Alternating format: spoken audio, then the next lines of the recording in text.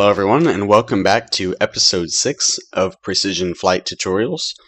Today we are going to go ahead and talk about the basic sequence of IMAC. So we're going to get into a sequence today, talk about and show you how to fly it, how to understand it and put it together, so if you want to compete or if you just want to fly it, you can. So I guess we'll go ahead and get into it. The basic sequence of IMAC is the entry level. It's for everyone. Anyone and everyone can do it. You can use any type of airplane you want, doesn't matter. So this is really just to get people familiar with IMAC, show what it's about. You know, people don't have to go out and buy, a new airplane or a big giant scale airplane or anything like that to compete.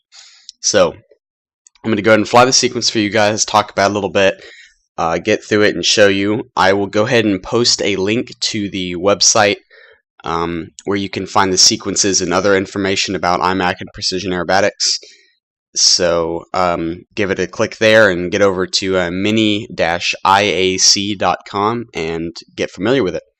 So I guess we'll go ahead and get into it. I'm going to go ahead and take off here. We're going to fly the basic sequence. So a sequence is made up of center maneuvers and end of box maneuvers. Now IMAC does not necessarily have a box. There is no set distance you have to fly at, or centering isn't really a problem. But because I'm a pattern pilot, I do fly with a box. So I'm going to center my maneuvers, and I'm also going to keep them within the box on the edges. So I realize we don't have a center here, but we're going to do the best we can. So we're going to come to horizontal, entering the box. The first maneuver is a horizontal roll. One horizontal roll. Go ahead and get that completed. Center box. Next maneuver is a Humpty bump. We're going to pull to a vertical upline. Nice and easy. Establish that line. Pull half loop around to a vertical downline with a half roll. Pull back to horizontal. Next maneuver is a teardrop.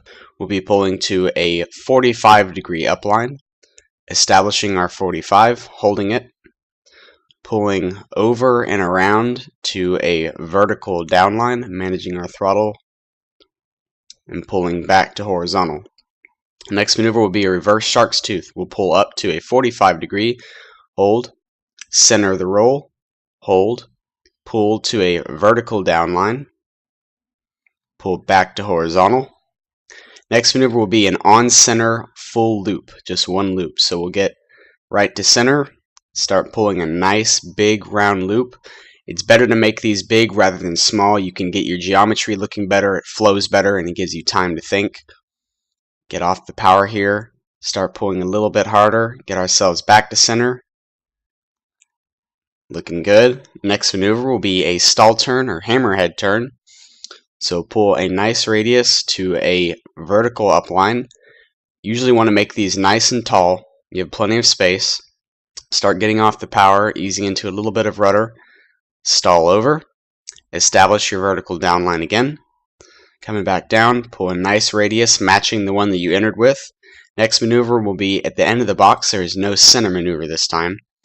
Will be a Cuban 8. So from the bottom, we will pull a 3/8 loop to a 45-degree downline with a half roll. So we're going to come to the end of the box, pull a nice big 3/8 loop here to a 45-degree downline, half roll, center the roll, pull back to horizontal.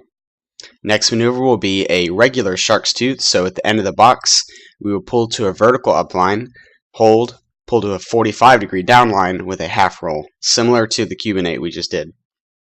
So we'll pull to vertical upline, make this nice and tall, pull hard to establish our 45-degree downline, half roll on center, pull again.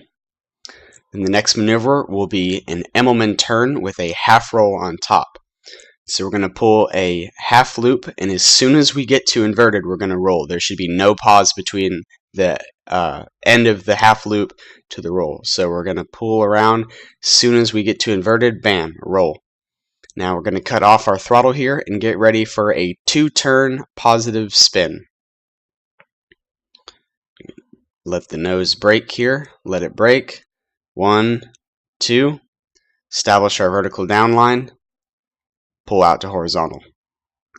Now, I realize this isn't a perfect sequence.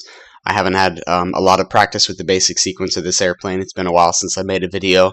But what this does is gives you the general idea of how the sequence is going to look like, how it's going to flow, how things are going to go together. So, of course, things are going to change once you're in wind or different conditions, different airplane style, things like that. But this gives you the basic idea of how the sequence flows. Later on in the videos, we'll talk about some more advanced turnaround maneuvers and rolling elements and some more advanced sequences as well. But for now, we'll work on this. So I'm going to go into a few of the maneuvers I want to cover just to get a little more in depth about geometry when you're going through your sequence. So when you're making a maneuver, you want the radii to match, all of them to match. So I'm going to do the Humpty, the second maneuver. I'm going to pull a nice easy radius here to a vertical upline. Then I'm going to pull the same size radius back to the half, then a half roll, then the same size radius back to my exit. So if you went back and looked at that, you'll see that all of my radii are about the same size. That's what you want in every single maneuver with any radii in it. They have to match. You don't want to have a maneuver where you pull a very tight loop there, then you pull this huge loop over the top, and then you pull a medium radius there. That's not what you want. None of those radii match. You will get deducted in points. It also will look sloppy. So you want to make sure all of your radii match. When you're pulling and pushing, it needs to be gentle but not huge, and it needs to be aggressive but not violent. So just a nice easy pull around.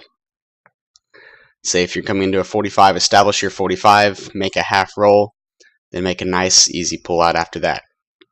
So this gives you an idea of what your geometry should look like. Everything should match. Everything should be round and gentle, smooth, precise. And when you're flying a precision sequence, you want to command the airplane. Don't let it tell you where it wants to go. Tell it where you want it to go. If it's wanting to do something, if it's wanting to pitch out or snap out of a maneuver, you either need to mess with your rates or CG, get that properly set up so you have full control of the airplane. So here I'm going to come back from the other way and do another loop. And notice how in the loop I'm going to be changing my elevator inputs a little bit and also throttle, but I'm going to be keeping the loop a consistent size the whole time.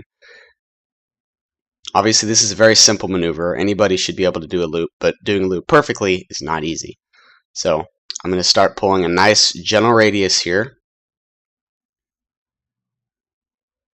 Keep coming over the top.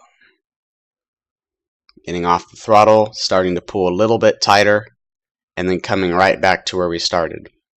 So you want to pull gentle in the beginning, a little harsher in the end to get the whole loop to match up. Of course, you want to start and end in the exact same altitude and place that you began the maneuver in, just so you have consistency, you have your box placement correct, and you're not getting affected by wind or any other factors in your setup for your next maneuver.